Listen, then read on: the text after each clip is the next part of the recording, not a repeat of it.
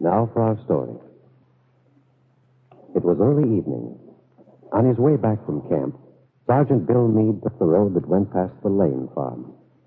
For him, it was a form of self-torture, and he knew it. Bill Meade had tried to develop a fatalistic acceptance of things as they were, but it didn't work. He was obsessed with the certainty that everything would be solved for him and Peggy Douglas if he explained his situation to her. But he wasn't free to tell her why his wife had gone to California, why his plans for the future had to be held in abeyance until Kit returned. He couldn't tell her about the child Kit was expecting. No, under the circumstances, the least he could do for Kit during this difficult time was to keep silent, was to maintain the illusion of a happy marriage in the eyes of the town.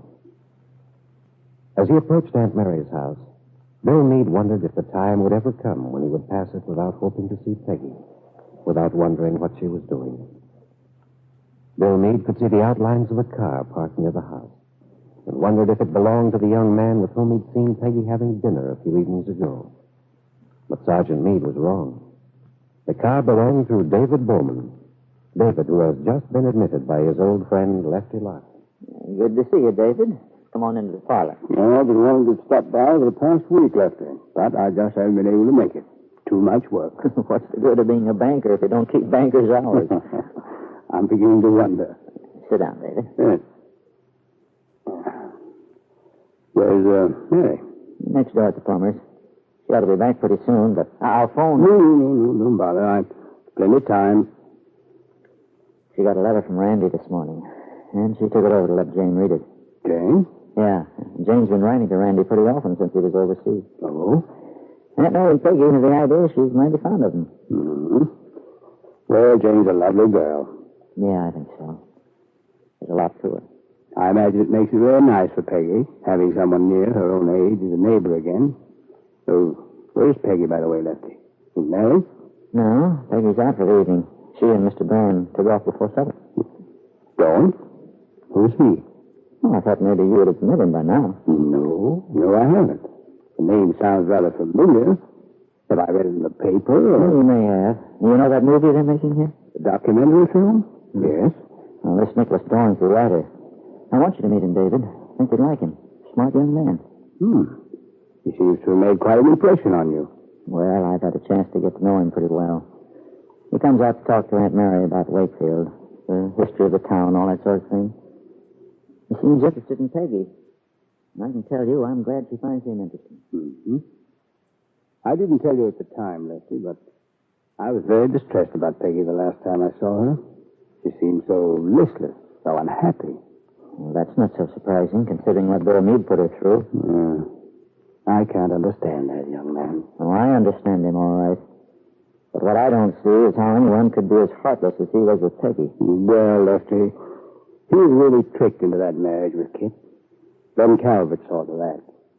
Bill came to see me some time ago and told me he felt his marriage was a mistake, that he'd end up by not making Kit happy.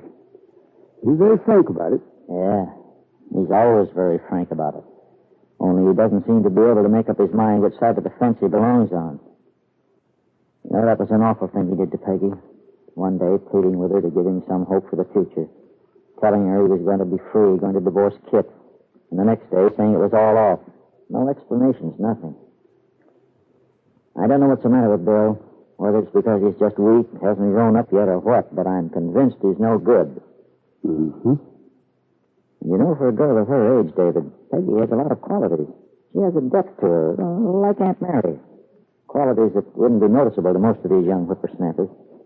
But Dorn sees them. You can tell that from the way he talks to her. Now, wait a minute, Lefty. What? I'm surprised that an old suspicious character like you would be so impressed with this young man. What do you mean suspicious? I'm not suspicious. Yes, you are. About anyone who starts hanging around Peggy. Well, just the same, I'm glad to see your mind taken off of Bill Meade. Mm-hmm. Is that why you approve of this Dawn? No. I like him for himself, David. How old a man is he? Oh, about 32, 3, somewhere in there. And you don't know what it means to me to see someone decent come into Peggy's life. Someone who could be a fine friend. Friend? The way you've been talking, Lefty, I'd say you had matchmaking on your mind. Oh, no. No, I haven't. But come to think about it, I'm not so sure that it might be a good idea. And at the same moment, the two people in question, Peggy Douglas and Nicholas Dorn, are sitting in a car by the lake at Hunter's Falls. Well, Peggy, shall we get out? Oh, I don't care. Now, look, it was your suggestion we come here, you know. You said I should see this place. I know. But I think it was a mistake. Why? Well, it just depresses me. Mm-hmm. Not without a reason. Oh, there's a reason, all right. What? You'd think it very foolish. Perhaps I would, but I want to know. And you intend telling me, don't you? Yes, I suppose so. Only, it's an admission on my part of Of what? If you'll remember, I was giving you quite a lecture a few days ago on relinquishing, not holding on to the past. I remember quite well. Now, why was it such a mistake to come to Hunter's Falls? Frankly, because this place has too many memories for me. I see. Centered around that young sergeant we encountered the other evening? Yes. 4 of us came here one day last summer. Bill and I, Kid and Paul Cromwell. It was a very important day for me. Are you in love with this, what's his name? Bill. I don't know, Nicholas. I was. What happened? He married Kit Calvert. Oh. That's certainly putting it briefly. Well, it's a long and rather complicated story. I'll tell you sometime. But anyway, that's what happened. How long ago did all this take place? Kit and Bill have been married about a year now. I see. Now I realize why you're so understanding about my problem. I guess, Nicholas, we both been through something of the same thing. Oh, the situations were different, but it was the first time I was really in love. Do you know that feeling when everything is just so right and you understand each other so well you don't even have to talk? Yes, I know that feeling, and believe me, it's dangerous. Dangerous? Sure. Because people don't let well enough alone. That sort of mental friendship, companionship, is the most wonderful thing in life.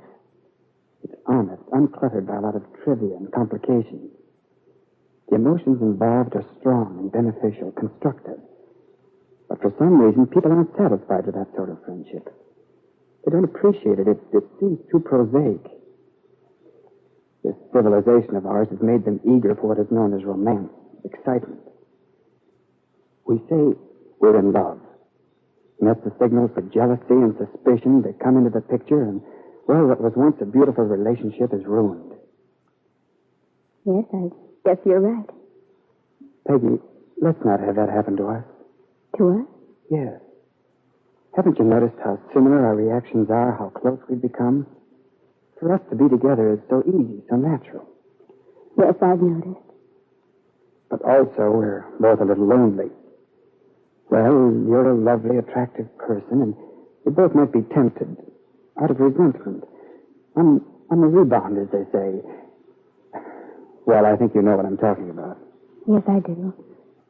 We'll avoid that? Yes, of course.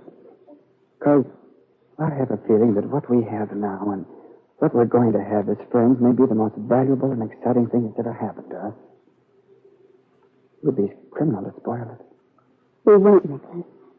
We won't spoil it. A resolve made by two very sanguine people. A resolve you might think would please Bill Meade. But I think if Bill knew about it, he'd be quite alarmed. Nicholas's and Peggy's theories are those of two people who wish to protect themselves from any more hurt. But they are, after all, just theories. And I think Bill might feel that they may not stand the test of time any too well.